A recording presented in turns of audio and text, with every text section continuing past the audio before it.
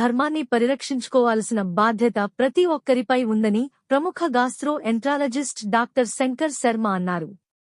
ఈ సందర్భంగా మంగళవారం స్థానిక బాలాజీనగర్లోని చిన్మయ మిషన్ సంస్థాన్ నందు ఆయన సందర్శించారు.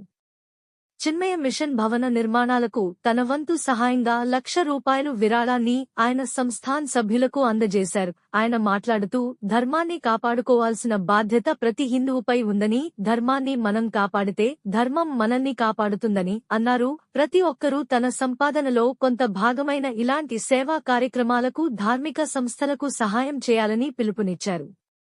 ముఖ్యంగా నేటి సమాజంలో యువత పక్కదారి పడుతుందని, వారు ప్రతి వారానికి ఒక్కసారి అయినా చిన్మయ మిషన్ సందర్శించి భగవద్గీత జ్ఞానాన్ని పొందాలని ఆయన తెలిపారు.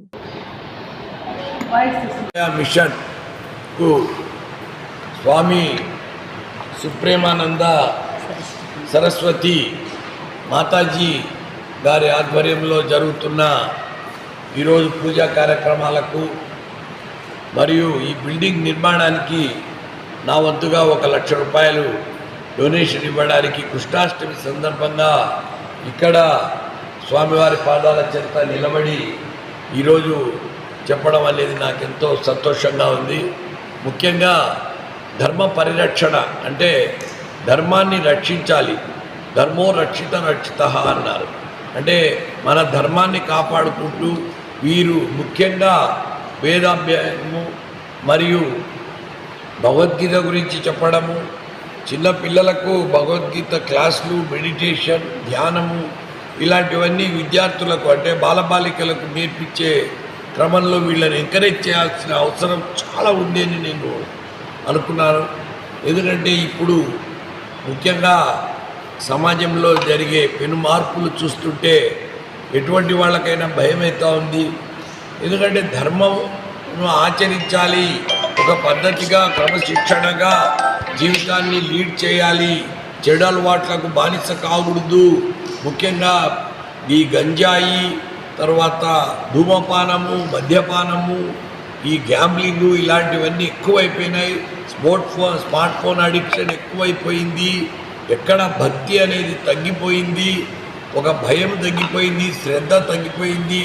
ఇటువంటి తరుణంలో ఈ చిన్మయ మిషన్ వాళ్ళు ధర్మాన్ని ప్రాపగేట్ చేస్తూ ఆ మహానుభావుడు చిన్మయానంద స్టార్ట్ చేసిన ఈ మిషన్ను ఈమె ఒక్కటిగా ఇక్కడికి వచ్చి ఈ అవ్వప్ప నాగేశ్వరరావు గారు మరియు రత్నప్రసాద్ గారు ఇట్లా ఎంతోమంది వచ్చి ఇంకా కొంతమంది దాతలు లక్షలు కూడా డొనేషన్ ఇస్తున్నారు. నేను ఉడతా భక్తిగా నా వంతు ఈరోజు ₹1,00,000 డొనేషన్ చేయడం జరిగింది. మరింత కొంతమంది, ఎందుకంటే మనం కొన్నాళ్ళు ఉంటాం పోతాం, కానీ సమాజాలు ఉంటాయి, ప్రజలు ఉంటారు, వృక్షాలు ఉంటాయి, జంతువులు ఉంటాయి. బట్ ధర్మము 4 పాదాల మీద నడిచినప్పుడే ఈ నీతి, న్యాయము, ఒక పద్ధతి అనేది ఉంటుంది సమాజంలో. సమాజాలు బ్రతకాలి, సమాజం కంటిన్యూ కావాలంటే ధర్మం ఉండాలి. ఆ హిందూ ధర్మం అనేది ఎంతో ప్రజలకు చెప్పడం జరిగింది. ఈరోజు అమెరికాలో కూడా భగవద్గీత పఠనము, పెద్ద పెద్ద దేవాలయాలు కడుతున్నారు, హిందూ దేవాలయాలు. ఎందుకంటే ఆ హిందూ ధర్మంలో, హిందూ ధర్మానికైతే కులాలు లేవు, మతాలు లేవు, అవన్నీ మనం కల్పించుకున్నటివే. మానవులను కాపాడుకోవాలి, చెట్లను కాపాడుకోవాలి, జంతువులు జీవరాశులను కాపాడుకోవాలి, ధర్మాన్ని ఆచరించాలి అనే విషయాలే ఉన్నాయి భగవద్గీతలో కానీ వేదాలలో కానీ. ఎక్కడ కులాల గురించి కానీ మతాల గురించి కానీ ఎక్కడా లేదు. శంకరాచార్య వారు ఆ రోజే చెప్పారు, అహం బ్రహ్మాస్మి తత్వమసి, నీలోనే ఉన్నాడు దేవుడు, నీ ప్రవర్తన అనేది